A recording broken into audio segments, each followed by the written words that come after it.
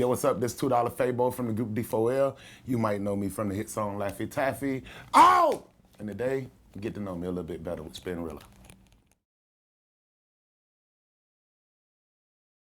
Oh, I bet you can't stand on one toe with your arms in the air, imitate Fabo. Stop, drop, oh, pop one time, lean back, free will, then pop one more. Oh, I bet you can't get like me, roll a blunt and take a hit like me, step in the club and pull a bitch like me. He can spit like hell, he shit like me.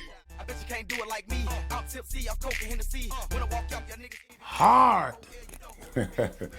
I mean, you know, life growing up in Atlanta. Just life growing up in Atlanta, crazy, wild, hood life, you know.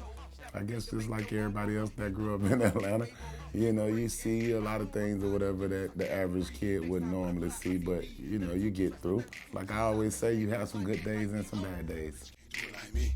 I bet you can't do it like me. I bet you can't do it like me. I guess singing in front of my mama's friends or whatever, you know.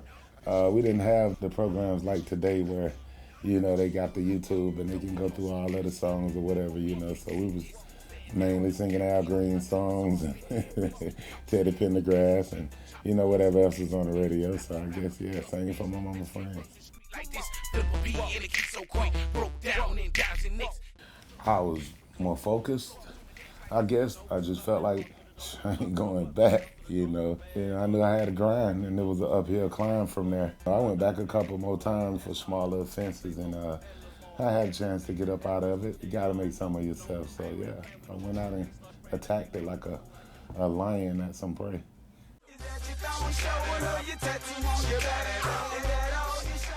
I don't know if it was just one defining moment. I just think that winning talent shows and stuff like that, people telling you that you're good, you know, I think that was making me want to work hard at it or get better at my craft.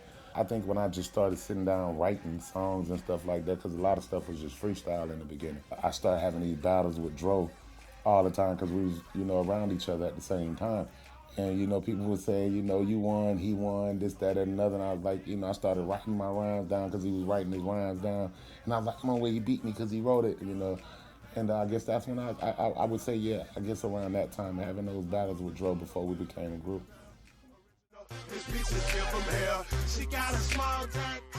D4L was formed, wow. D4L was formed by people going to jail. I mean, there was a lot of us or whatever. We were in a group at the time. You had different factions of D4L. You had Lil Mark and Moot B. You had Shawty Lord and Stuntman. You know, they said they was a group, but they didn't have any songs. You know, it was me, it was Brasky, you had Duke Bread, you had, you know, Baby Girl. It was so many people, and we weren't really a group. It was always D4L. You know, it was just always D4L and Bar Homes. You feel what I'm saying? And so they weren't a group. But the actual group came about with the song That You Can't Do It Like Me being done. And you also had members like Lil Mark and Brasky, who was in there for that session or whatever, but they still didn't become members of the group either because of jail. So Moot B, Stuntman were the ones that got on the Laffy Taffy. Laffy Taffy blew up so fast, so I would say that's how you didn't get 30 members instead of 3. You know, that's the best way to describe it. It was wild, you know, tour bus breaking down all the time, you know, because it was just on the road. Like, it was, that's how I could describe it or whatever, you know. It was just so fast, so quick. Radio stations telling you you're number one. You're not believing them. You're thinking they're just hyping you up for the show or whatever, and then all the people calling in. And I just think it was crazy. It was wild. I want them to add snap to the genre. I mean, that's crazy. You know, trend setting, you know, you're always looking to do something for the generation coming behind you. Yeah, I mean, you know, hearing rappers call your name or whatever, I mean, that's the ultimate respect. Hearing Drake call my name, I thought that was like huge, you know, from a respect level, saying that, you know, people would think, oh, I ain't seen Fabo in a while, you know, is he getting the credit that he deserves? And I would think yes. You know, I'm definitely getting that. But the group as a whole, as far as the Snap movement, I've seen a lot of documentaries and stuff like that or whatever that just excluded the group, you know, so I thought that wasn't fair. But yeah, you know, as a whole, as far as the industry go, I see a lot of people recognizing D4L for their contribution. I'm starting to see spaceships on Bankhead. I just think it's wide open, man. It's wide open.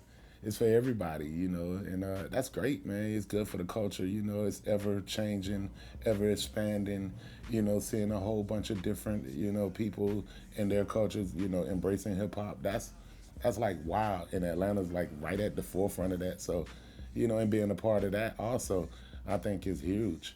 I mean, it's gonna be what it is. You feel me? Everybody has their views or whatever and is entitled to their own opinions. But I just look at it as when some of these people trying to do these things, they just trying to eat. So it's like, trying to grab somebody's attention is very hard. And a lot of them take different tactics to do it. So, like I said earlier, you got to take the good with the bad.